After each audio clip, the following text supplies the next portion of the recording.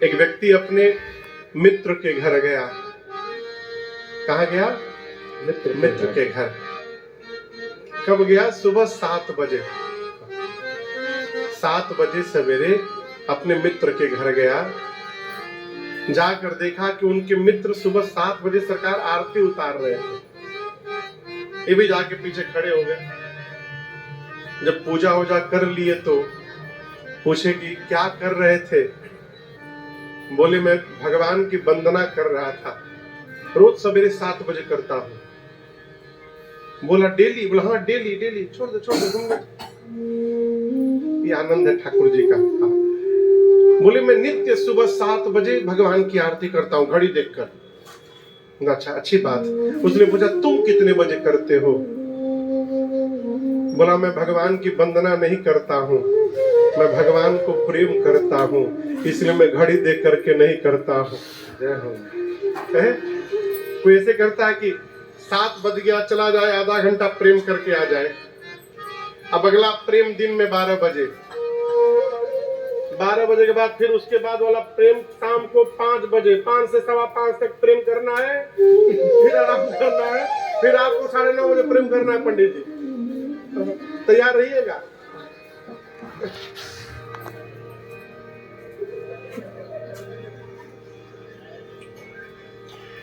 प्रेम वालों ने कब बात पूछा और किसकी पूजा हो तुम करते प्यारे? कौन से तुम्हारे भगवान है कि तुम घड़ी देखकर उनकी पूजा कर रहे हो? यहाँ पल पल होती है पूजा, यहाँ पर, यहाँ हर पल होती है पूजा। हमसे बात मत करो, मेरे पास टाइम नहीं है। सिर झुकाने की फुर्सत नहीं है, इतना बिजी हूं कि टाइम नहीं है। पूरी धरती पर एक भगवान का मंदिर है, श्री जगन्नाथ धाम। जय हो। आपको एक बात बताऊं मैं, यहाँ जो द्वारिकाधीश भगवान का मंदिर है ना, मंदिर के खुलने का और बंद होने का समय होगा, निश्चित है ना सरकार?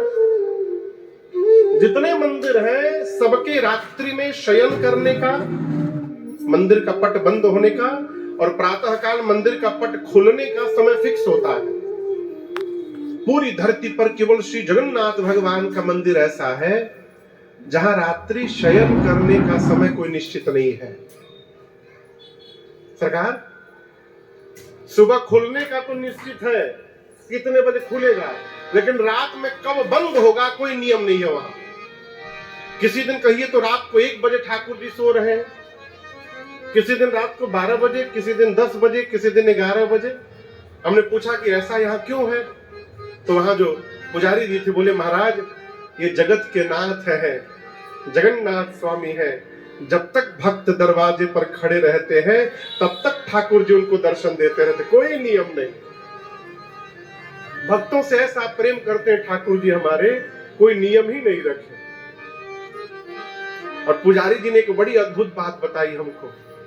बोले महाराज एक बात बतावे, मंदिर बंद हो जाए उसके बाद भी ठाकुर जी सोते नहीं हैं, जगन्नाथ भगवान जगे रहते हैं। बोले क्यों? बोले मान लीजिए भगवान सो गए और किसी भक्त की उनकी आवश्यकता पड़ गई तब क्या होगा, इसलिए ठाकुर जी सोते नहीं है यहाँ पर। हमने कैसे मान ले हम? तो बोले अच्छा महाराज ये बताइए, सोने के लिए पलकों का होना आवश्यक है ना? जब तक पलक बंद नहीं होगा आप सोएंगे कैसे? और कभी जगन्नाथ भगवान को जाकर देखिएगा, उनकी आंख में पलक ही नहीं है भगवान के। एकमात्र भगवान ऐसे श्री जगन्नाथ भगवान की जो बिना पलक के हैं, कभी सोते नहीं है। भगवान भक्तों के प्रेम में सब नियम समाप्त करके बैठे हैं। इसलिए भगवान को नियम से पाने का प्रयास न करिए, भगवान को प्रेम से पाने का प्रयास करिए। आपके घर में भगवान आपको प्राप्त हो जाएंगे। भगवत कृपा अनुभव करने का विषय है भाई। अनुभव करिए। आप यदि अनुभव करने लगेंगे ना, हर पग पग पर आपको भगवत लीला और भगवत कृपा का दर्शन होने लगेगा। हर कदम पर दर्शन होगा।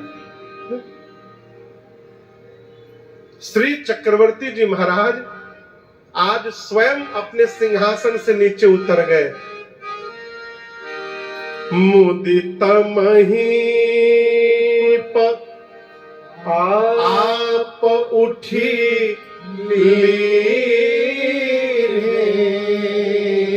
प्रसन्न होकर महाराज स्वयं उतर कर गए और दूतों के हाथ से पत्र लेकर महाराज सिंहासन तक नहीं गए। इतने बेचैन हैं कि वहीं पर खड़े खड़े खोल दिए। सरकार खोल के लगे पढ़ने महाराज, और आप दर्शन करिए महाराज पढ़ रहे हैं। बारी मतलब जानते हैं? बारी मतलब बारी, बारी नहीं, ब में आ की मात्रा बा और र में छोटी ई की मात्रा बारी। बारी मतलब आप में से कोई? जल, पानी। बारी मतलब पानी, जल। अब विलोचन मतलब नहीं, आंख। महाराज जब पत्र पढ़ना प्रारंभ किए, बारी विलोचन बाचत पाती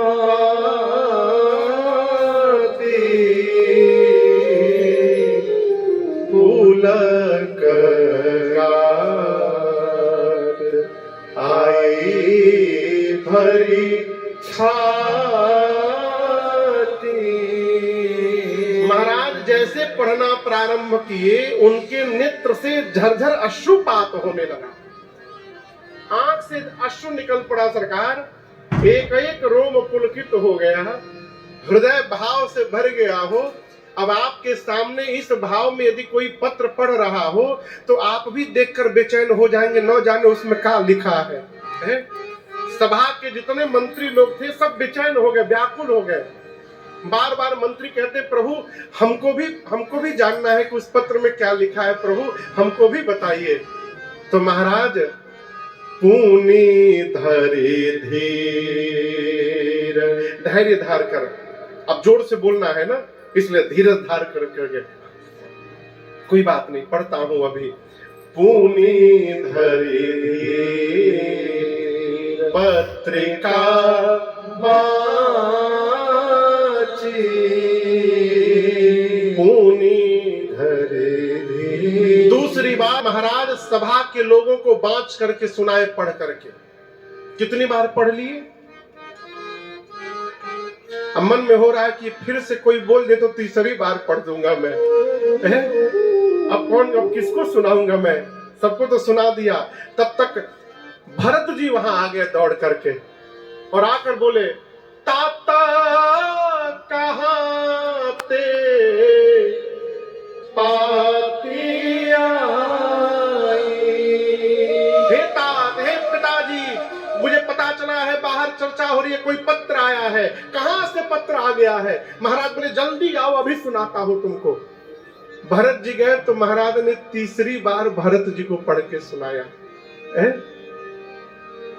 अभी आपसे मैं कह रहा था ना, प्रेम में नियम समाप्त हो जाता है। दशरथ जी राजा हैं, अब मिथिला से जो आए हैं वो कौन है? दूत है। क्या दूत को राजा के बराबर बैठना चाहिए? बोलिए। लेकिन आज दूत बैठे नहीं है। महाराज ने हाथ पकड़कर उनको अपने बगल में बिठाया है। क्यों? आज ये दूत नहीं है, प्राण प्रियतम का जो संदेशा लेकर आता है वो भी प्राण प्रियतम बन जाता है।